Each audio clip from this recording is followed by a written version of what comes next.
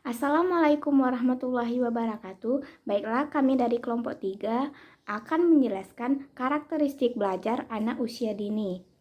Dan saya sendiri Munawaro sebagai moderator dan teman-teman saya Bella Febrianti, Nabila Amelia, serta Putri Nabila. Selanjutnya, materi akan dijelaskan oleh teman-teman saya secara berurutan. Selamat menyaksikan. Baiklah, saya Munawaro akan menjelaskan pengertian belajar. Menurut Winkel, belajar adalah semua aktivitas mental atau psikis yang berlangsung dalam interaksi aktif dalam lingkungan yang menghasilkan perubahan dalam pengelolaan pemahaman.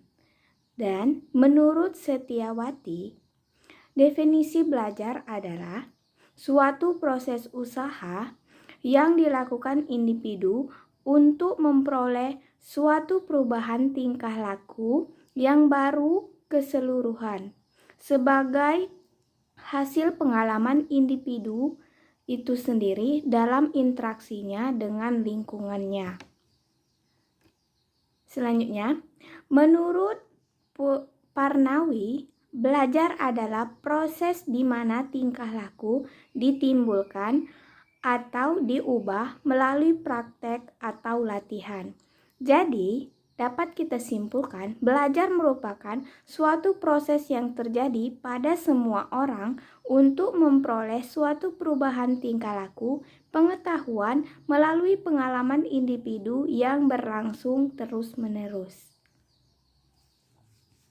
Baiklah, perkenalkan, nama saya Putri Nabila. Di sini saya akan menjelaskan mengenai pengertian karakteristik. Menurut Setiawan, karakteristik adalah ciri khas atau bentuk watak. Berarti karakteristik adalah segala hal yang menjadi pembeda atau memberi kesan khusus bagi sesuatu terhadap sesuatu lainnya. Menurut Syanto, karakteristik sebagai cara berpikir dan berperilaku yang menjadi ciri khas tiap individu untuk hidup dan bekerja sama baik dalam lingkungan keluarga, masyarakat, bangsa, dan negara.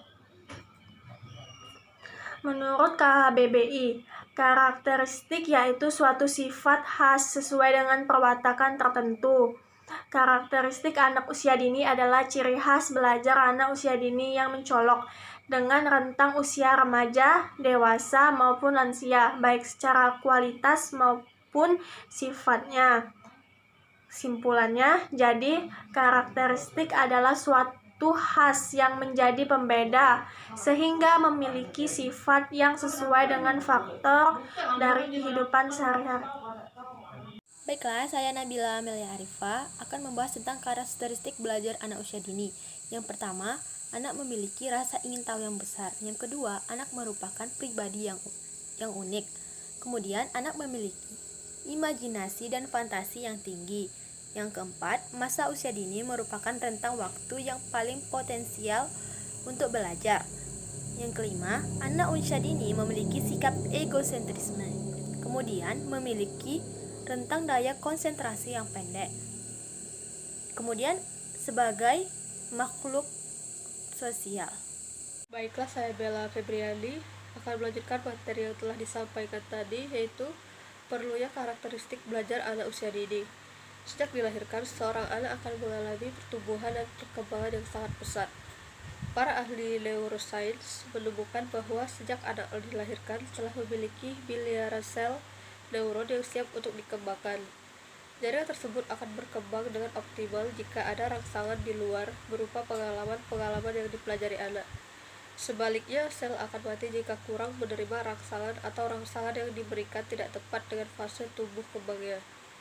Jadi kesimpulannya ialah karakteristik adalah suatu khas yang menjadi pembeda sehingga memiliki sifat yang sesuai dengan faktor dari kehidupan sehari-hari, dan belajar merupakan suatu proses yang terjadi pada semua orang untuk memperoleh suatu perubahan tingkah laku pengetahuan melalui pengalaman individu yang berlangsung terus-menerus.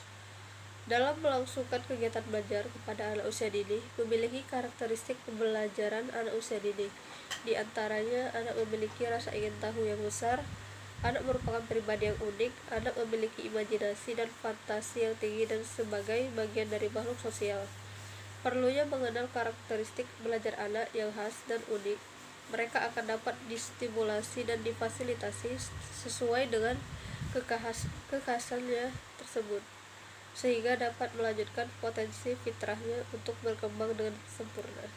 Terima kasih. Terima kasih telah menyaksikan. Itulah penjelasan dari kelompok kami. Apabila ada salah kata, kami mohon maaf. Kepada Allah kami mohon ampun. Wassalamualaikum warahmatullahi wabarakatuh.